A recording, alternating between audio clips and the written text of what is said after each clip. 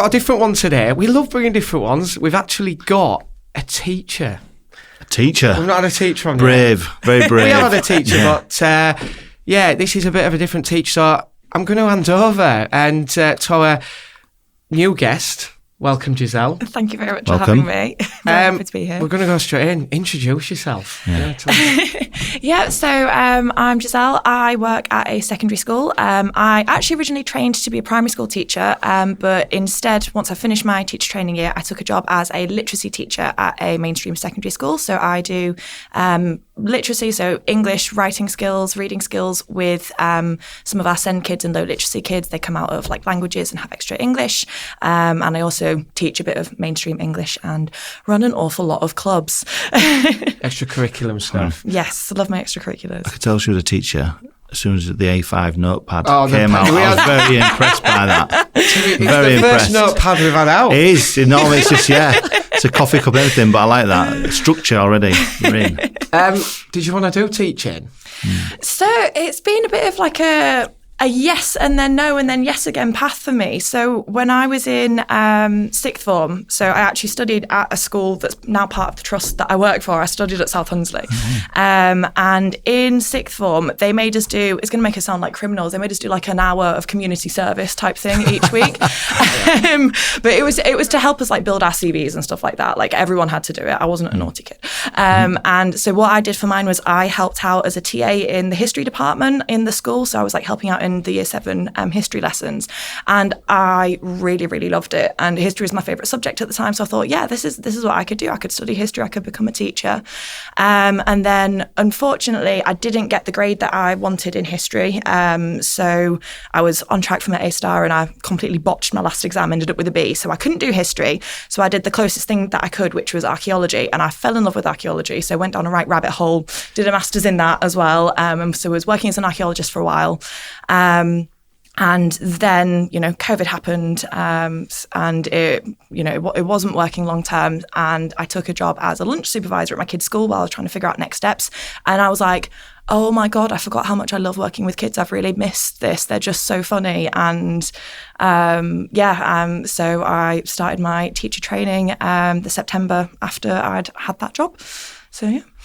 A lot of information there to digest. Sorry. No, it's good. I just remember being at school. I remember wanting to be a teacher. No. I did. Really? I did. I just feel like I enjoyed school. And I thought, what can I do because I did my work experience at the school. Oh, nice. In the PE team. So I was there, and I became the teacher for the few days. Amazing. But I just think all the stories we've had from teachers or people working in schools, they're there because it's a passion and they love it so much. No one's there, are they? Because they're not thinking, it's just a job. I just want to go home. Everyone's got such a deep story for doing it. Probably so many easier jobs to do than that if you're going to do a job. Yeah, there is. So did you have to go to college then? So I did sixth form college. So I did A levels, and then I did I did a Bachelor of Science and a Master of Science in Archaeology because that's what I was interested in at the time. And then I did a school-based training scheme. So it's the Yorkshire Wolds. PGCE, is that what they So what this one is, it's a school-centred intensive teacher training. So it's all in 1 year. So you're working like in a school 4 days a week. So we get like a week at the training base in September to kind of give us the groundworks of like the basic do's and don'ts. And then you're straight in the classroom. You're not in front of the class straight away. You're like TAing essentially while you observe.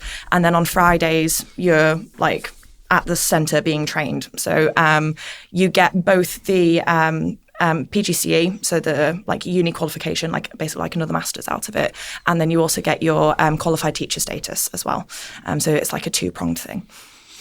And am I right in thinking, was that aimed at or targeted at a specific age group, or is that just general? Yeah, so you picked, either you did primary school, so you could do like you could do specialism in the early years, which I didn't. I did the 5 to 11 range, and then, or you can do the secondary one, and that one's subject specific to what subject you want to teach in secondary. And that's where you'd pick up the geography or history or whatever that's you where want you have to to pick a team. You have to pick a team, whereas I didn't want to pick a team, so I went with primary school. Yeah, it's there's that feeling in there that you need all the qualifications to get into teaching. Actually, what you've just proven there is that you don't need the qualifications, and there's always a route around it to get back into teaching. And people put so much pressure on the kids to finish school with the qualifications that they need to go on to the career that they want to do. Well, this is the thing, like my degree isn't in education. There's so many different routes into teaching. You can do the full 3-year degree in education and go into teaching that way, or you can do an intensive 1 year, you can do teach first. There's so many different routes to get into it. And yeah, we had loads of people on the course that were like in their 40s as well, that they'd been working in so many different industries and then decided, actually, I want to give teaching a go. So it's a very open route for lots of different people. Yeah, definitely. It's quite a differentiation, isn't it? And it's quite funny, like we call it behind the chalkboard, but it's sort of like behind the curtain and in front on stage. It's like, obviously, to be a teacher, you've got to have these qualifications. You've got to, even whether you're a PE teacher up to headmaster. But then the flip side of that, obviously, the back of house team will say like administration and finance, even the estates team. There isn't necessarily a direct route for them, is it? That's all experience based, and I suppose once they get into that role, they'll make it their own and learn from there. But there is no natural route into any of them. I remember Mark Burrow, he's head of estates, he said there's no natural route for estate managers. No. One of them was a caretaker at a hospital. And next minute they're brought in to look after 25 buildings. And then, which is quite specific as well, when you think about it. It's quite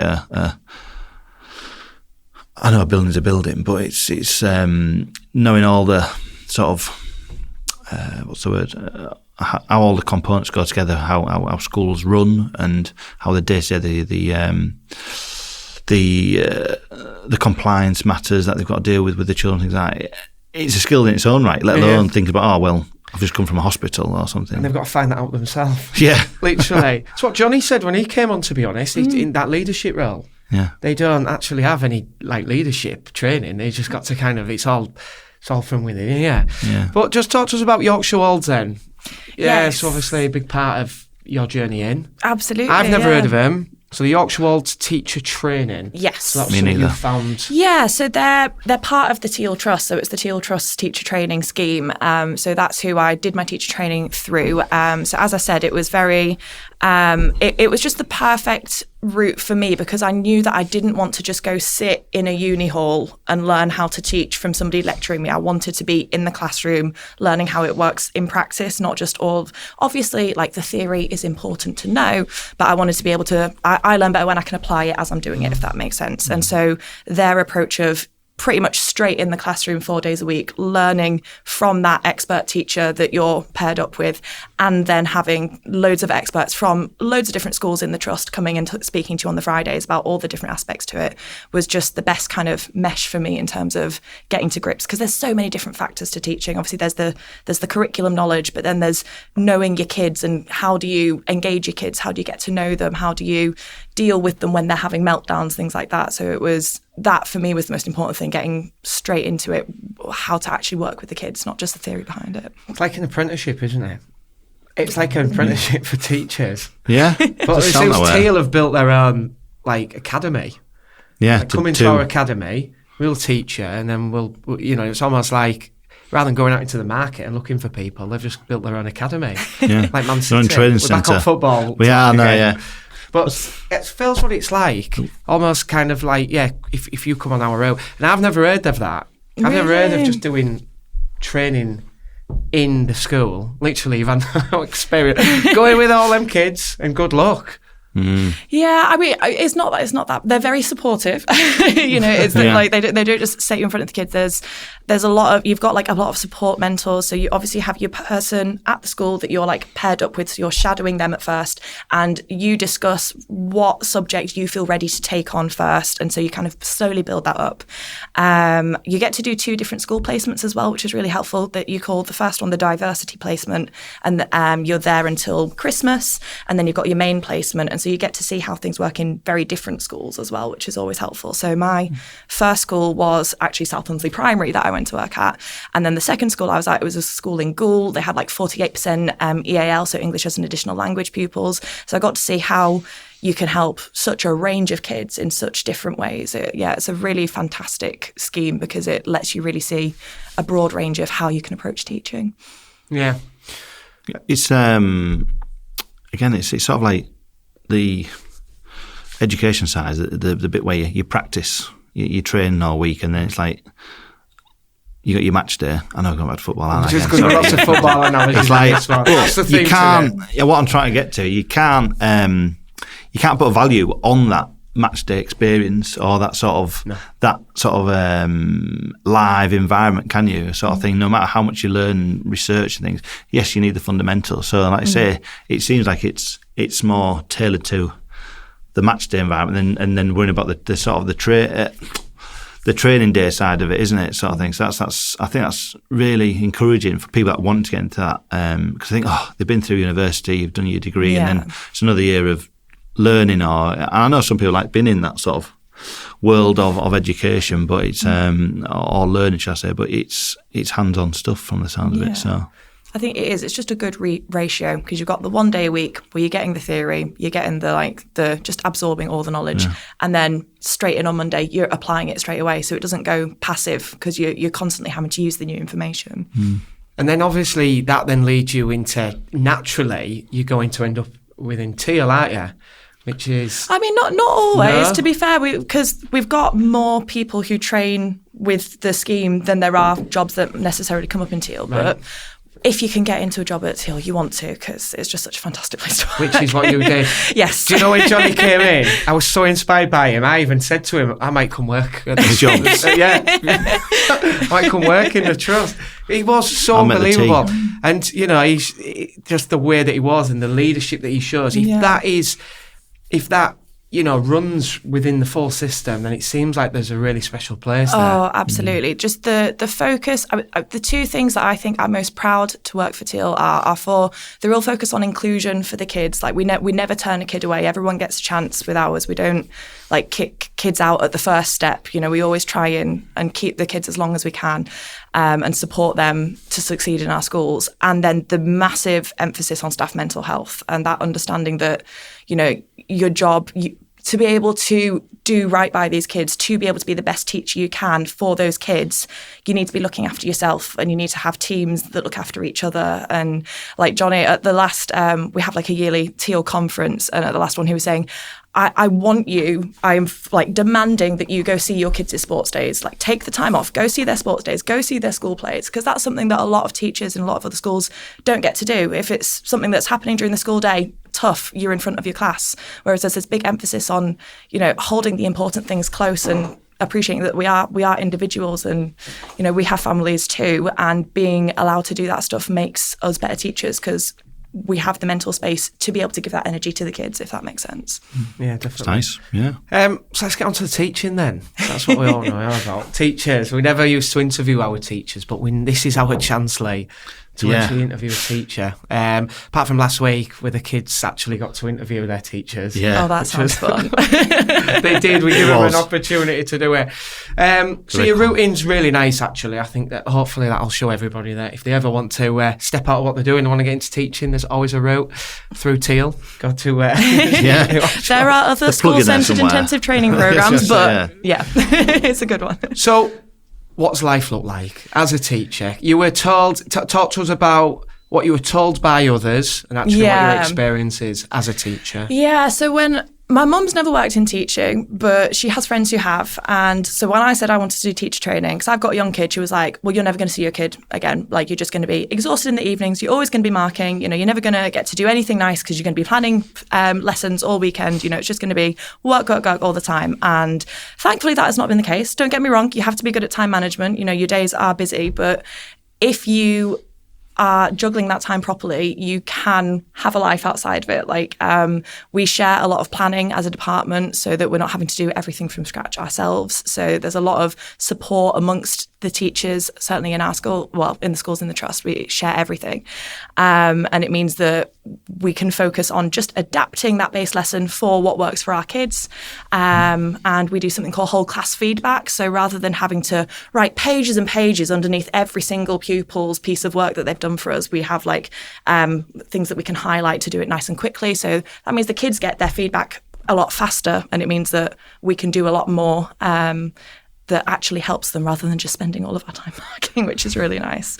But yeah, so a bit of a day in the life. Do you want to like what the day looks like? Do you know about the only way that's kids? I saw a post the other day on LinkedIn. No, you don't look at LinkedIn. And it pulled out the teacher day, and it was like starting. It was like 6 8. They went in, and then they did the teaching, then they got the break, they came out, then they did the marking, and it literally was no time left in the day. Yeah. And it was just a really interesting story, and it was kind of, then it was like, this is why people avoid going into teaching. I'm like, well, is it that bad? Or is there some myths here? But yeah, what does a day of a teacher look like? I have friends who work in other trusts, and that is what a lot of their days look like, not gonna lie. But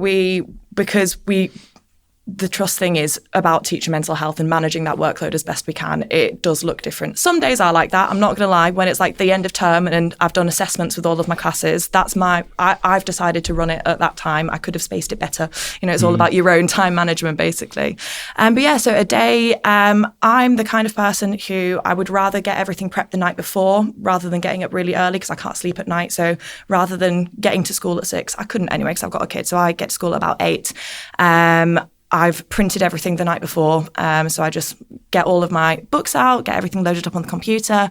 We sometimes have like morning meetings, like as a whole staff, so like whole staff briefing on Mondays and Thursdays. It's just 10 minutes before the start of school, and then the kids come in at about 8:30. You have your form for the first half hour, so that's like your like registration group. So you got to tell off the ones who've got on detentions the day before and praise the ones who are in full uniform, and then yeah, it is a full day, not gonna lie. It's full on. Once period 1 starts, it does go by in a little bit of a blur. And then most evenings, it's maybe, mark a class or like mark 15 books and get things printed for the next day and then go home. I try and get home for 4:30. So it is manageable. It is doable when you've got the support systems in place to do so.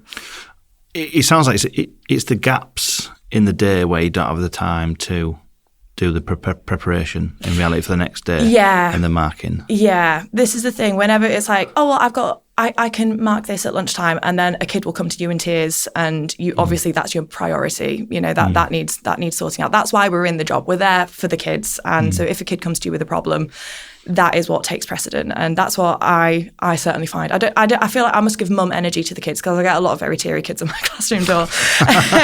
Mum energy. So I do. I have a lot of that to deal with.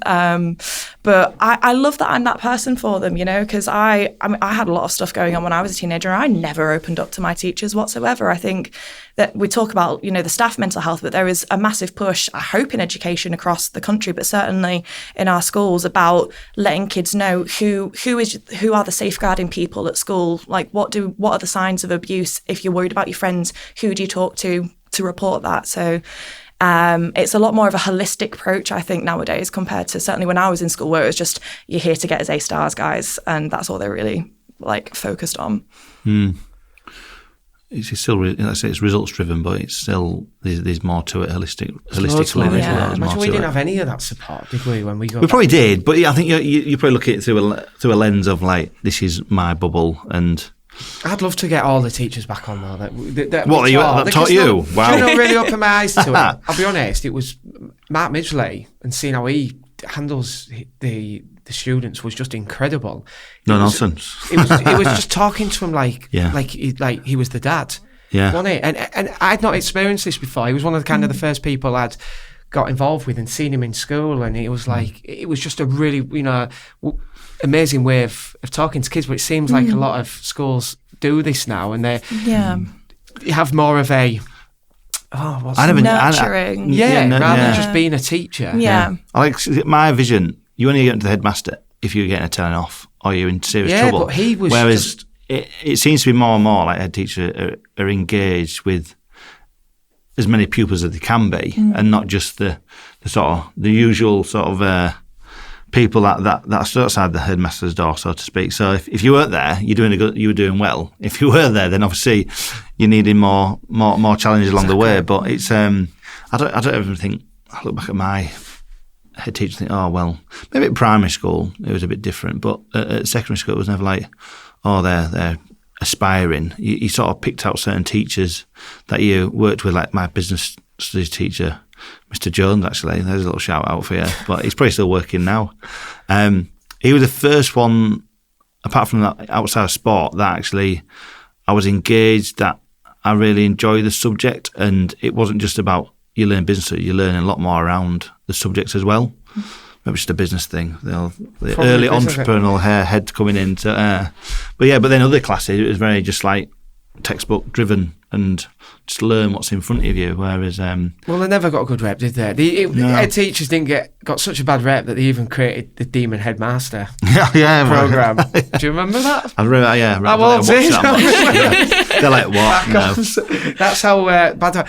But just going back to your day and time, it's really linked, isn't it? Looking at like your business of how you do things, and it only takes one thing in the day to have this constant knock, like everything gets knocked on. Yeah. You must be like, the thought of going home and marking 15 books actually is a really, really tough. Are you finding yourself working on an evening out of because you want to do it rather than you have to do it, or are you doing it because you have to do it?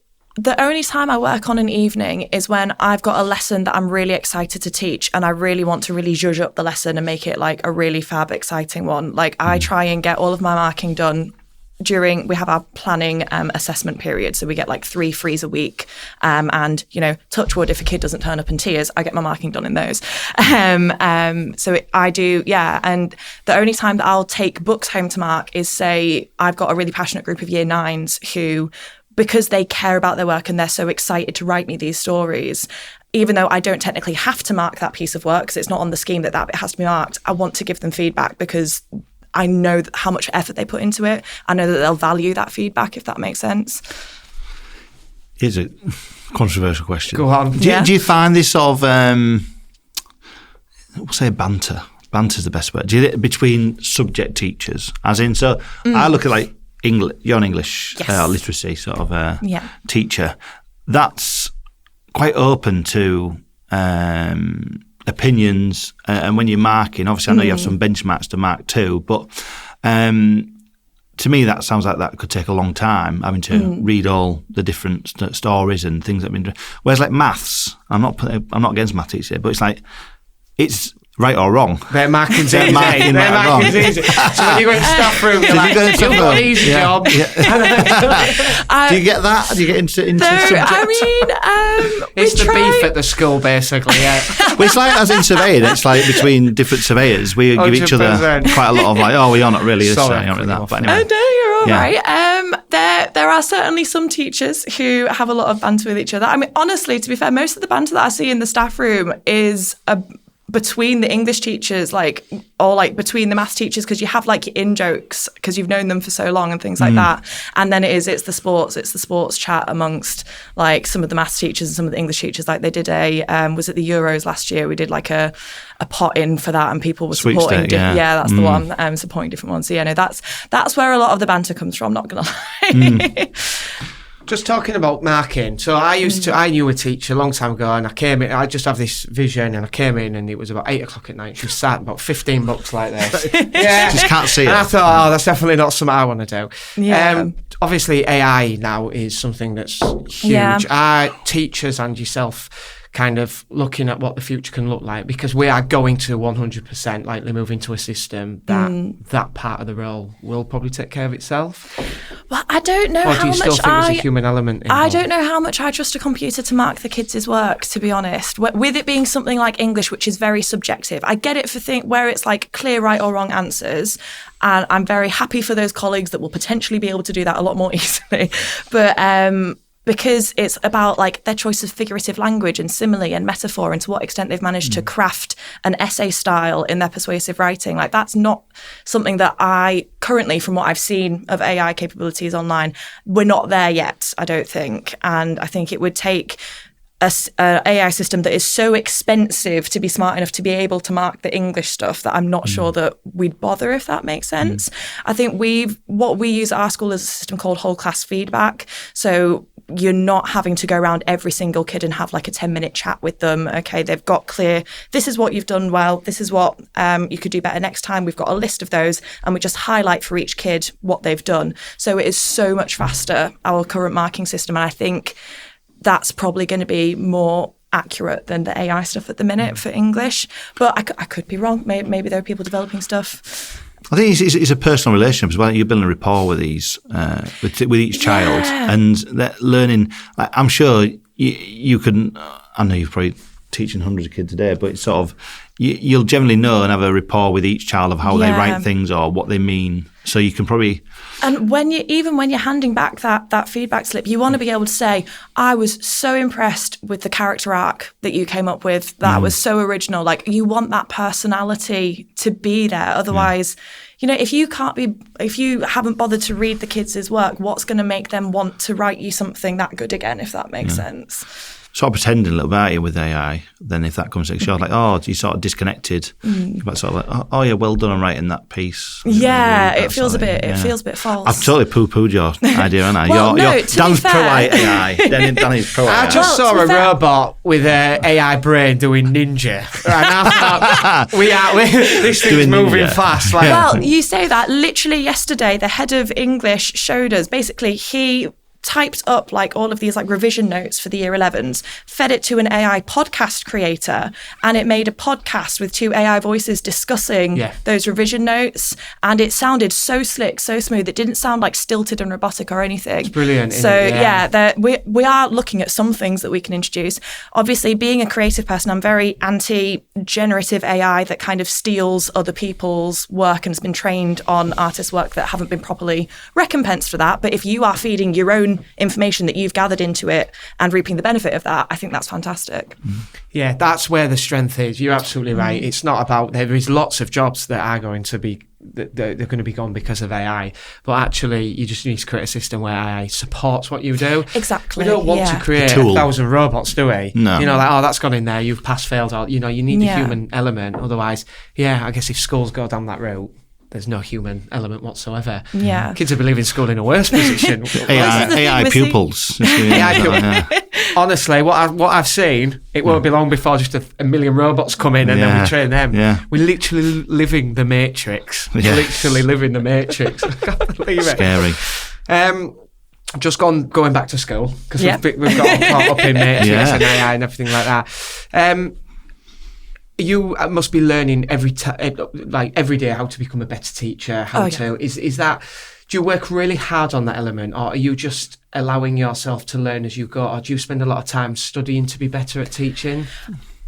So I'm quite like a new teacher, if that makes sense. This is my 3rd year like in teaching. And so obviously the last 2 years I was still what's called an early careers teacher. So I literally had to still do a lot of studying, and I had like a little log to fill in every couple of weeks about what I'd been reading.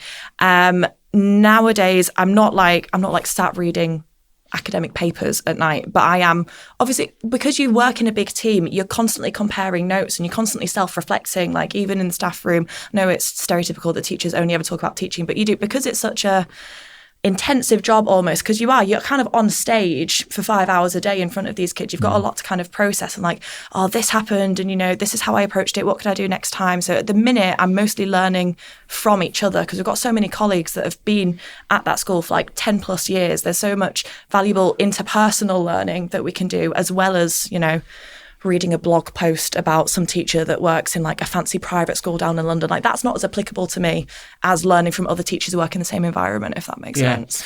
The staff room, the staff room was always a place. There was a no-go zone. It was behind two doors at our old school. You were not getting in. But take us into the staff room on a break. Do you retreat back in there after every lesson? What's the dynamic with the staff room? And does everybody come in, or is there teachers that don't come in that you just don't see? Well, because we're quite a big school, we have several different staff rooms. So like maths have their own staff room. Science is in a totally different building. I'm assuming they have a staff room over there. I've never seen it if they do. But English is near the main staff room. So we see the humanities and the languages department as well. And so like we kind of all converge on there. You can't go after every lesson, because basically like you finish one lesson and then at our school we have classical music playing in the corridors for movement time to try and keep the kids calm as they're moving to the next class.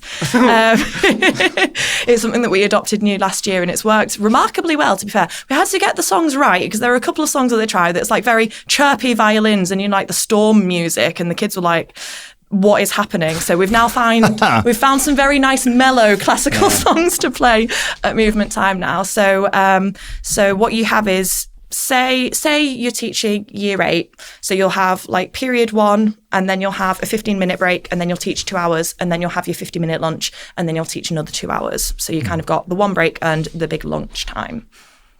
Do you remember your teachers going back to staff room? I don't know why, it just because we've been speaking about it was just this really sacred place, and they'd all be sat on sofa with a cup of tea, and I was like, what are they talking about? What are they talking about? Probably you. Me.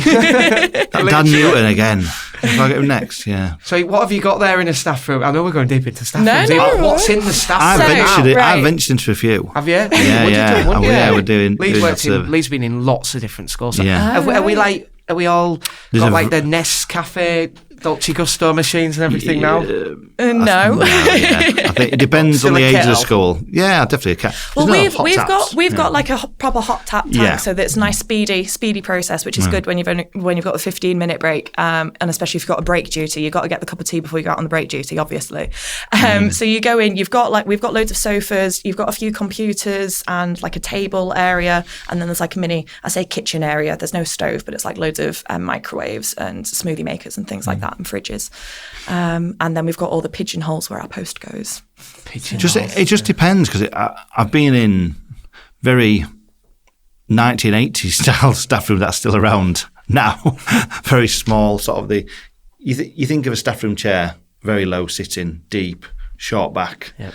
Rips in the sort of so things like that. There's still them about, but then I'd give you one example, and this goes out to Mr. Fulbrook at Boston High School.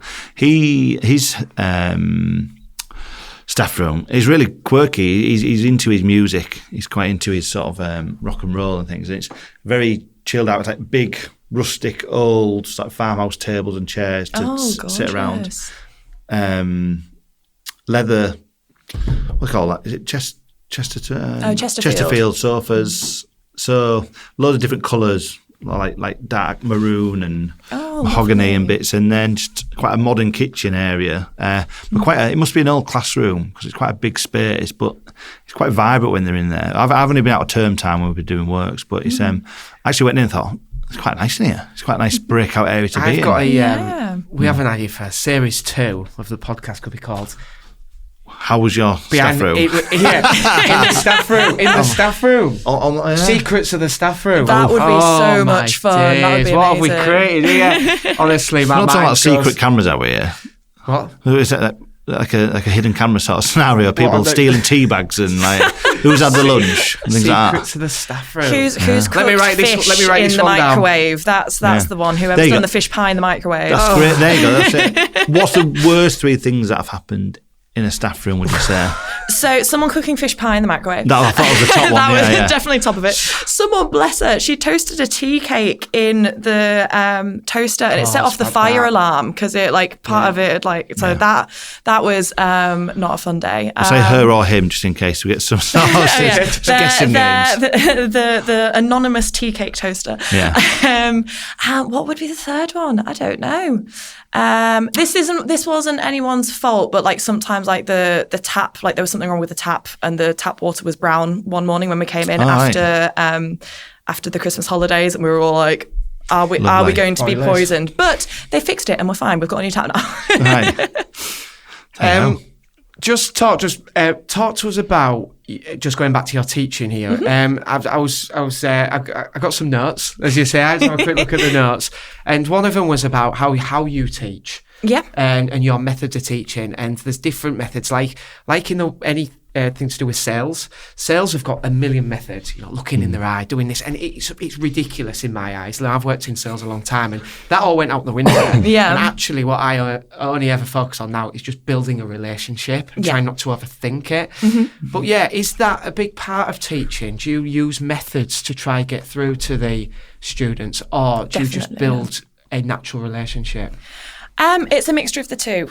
If you don't have a class on board, it is very difficult. You do need to build that relationship. And for me, I do like to use humour, but obviously you've got to build that slowly. I definitely come in quite strict at the start of the year, set very high expectations. And then once you've gotten to know the class, you can start bringing in the jokes. Yeah, I think my biggest thing is don't afraid to be a little bit silly and a little bit cringe, because even if the kids find you embarrassing, they'll still laugh and it's fine. And that way they just, they just make it an environment that they enjoy being in as much as you possibly can.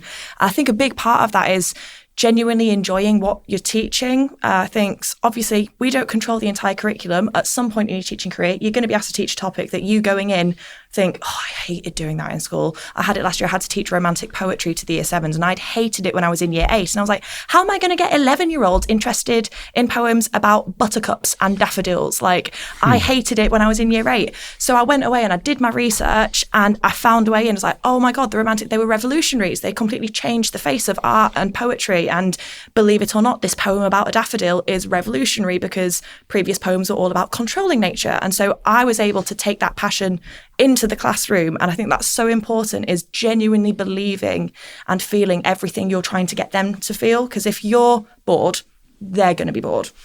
So that is a big part of it. I think in terms of behaviour management, a big thing that we really focused on in my teacher training year was not just going straight in, naming and shaming a kid, telling them off straight away, okay? Being like praising the kids that are doing the right thing, first of all. And that is the first kind of reminder to those kids that aren't on task, oh, that's what I should be doing. And these kids are getting verbal praise and stamps and things like that for doing the right thing. So always give them the chance. And then if they're still continuing to make the wrong choice, don't name and shame them straight away. Be like, some of us are doing X, Y, Z when we know that we should be doing X, Y, Z. So just giving as many kind of non-intrusive things as possible. And then if they're still being a pain, then obviously, go have a quiet word with them. But don't just go straight in yelling at somebody because, I don't know, they're fiddling with a pencil when you want them to be listening to you, basically. Power of suggestion. Is that Darren Brown, was it? Who used to do that in his mind tricks? Yeah. I suppose you've got to have some Making sort of mind tricks a little bit to sort of like just try and get them realigned. Let them make the decision themselves. That's it. And he's just putting little things in place. But you're right about the culture of the classroom, isn't it? You'll always remember the good teachers and the bad ones. Yeah, I'd say so. Yeah, I could probably pick them out. What makes a good or a bad teacher? Well, this is what are you known experience. Are you a scary teacher or are you a nice one? I think it could be a lot of things to different people, really. This is the thing, I think it depends on what kid you ask. So one of the kids who I genuinely thought this kid would hate me because he is a kid that I have to have a word with quite often for being off task. But what we do is at the end of each term, we get the kids to do a thank you card for a teacher, like a little postcard.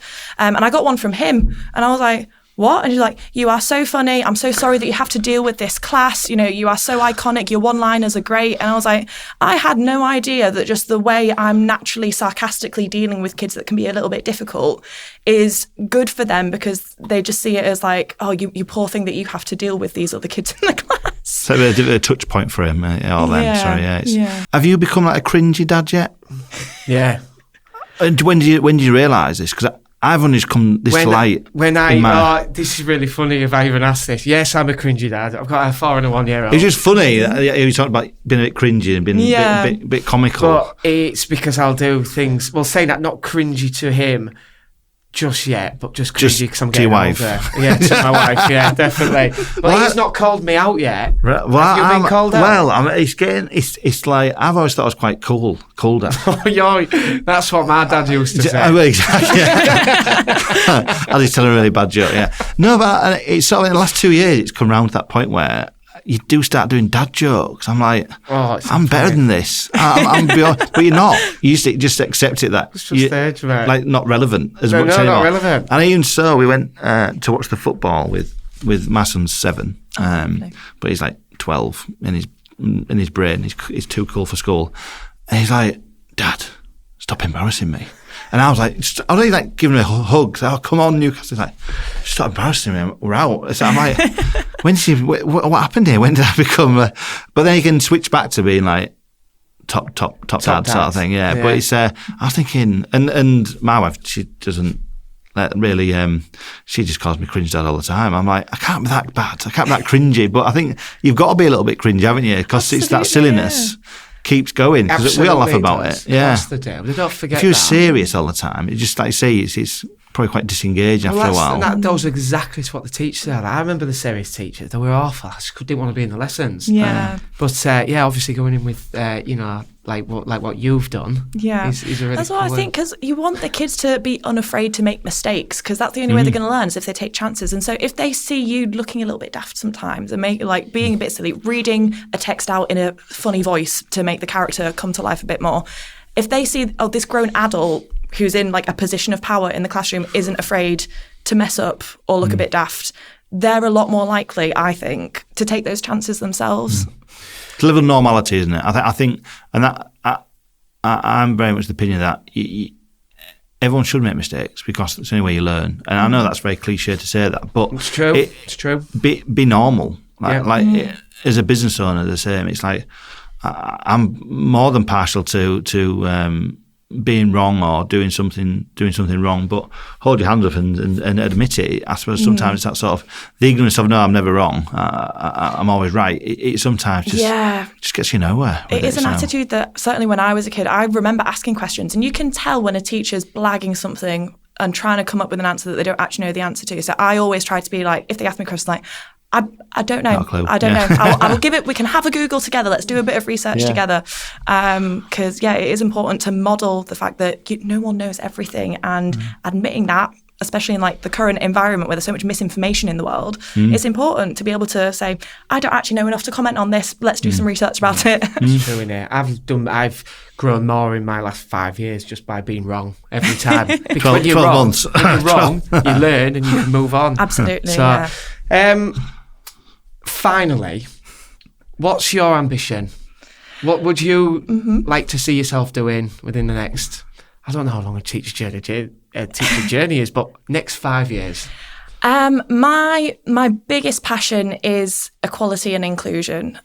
So obviously with my role as a literacy teacher, a lot of my stuff is about supporting the SEND kids, and making sure that not only in my lessons are they supported, but in all of their lessons, they're being given every opportunity and every support they can to succeed in a mainstream school. And as well, I do a lot of work with our LGBTQ plus community, because I run the Pride group. And so those are like the two most important things to me. So I'd love to be doing more to do with that. We're looking at doing something called the Rainbow Flag Award at our school next year, that really looks at, all of our legislation, how we support the queer community in our school. So that's my big driving thing at the minute, is our equality and inclusion, which, don't get me wrong, our school has gotten awards for our SEND inclusion and stuff like that. We're in a good place, but there's always more you can do. So that's my big focus. So I don't want to be like, in 5 years I'm going to be a Senko or anything like that, but that is definitely the inclusion and the equality. That is what I'm really passionate about. Purpose and really driven. I love for. that. It's a purpose driven rather than a title driven. Everyone says they want to be a CEO, but I love that you've gone down the route of passion. Thank you. Purpose. So fair play. Final question, because I wasn't going to ask this, but actually now I've thought at the end of every episode. Yeah. Dan's final thought. Yeah. If you had to pick one person to come on the podcast, who would it be? That is an an famous interesting people or one. people, aren't they? Anyone. Because now what we do is we can clip it and send it to them. Yes, So make sure it's someone is it like that you know. Ice Bucket Challenge? You've got to come on. Okay. Put it to anyone that you would like to have, that you think should come Anyone. on. So is this like celebrity, politician, or people that used to teach me? Linked to am I going for? education. Linked to education. Someone that has something involved with education, yeah. Oh, that is really interesting. I want to be really selfish and be like, interview my favourite drama teacher from when I was a kid. But I feel like, this is you should have given me a heads up on this. Yeah. This is a hard one. That's proper spot. Put me right on the spot. Yeah. I wouldn't even know. If you asked me that, I'd be like, what?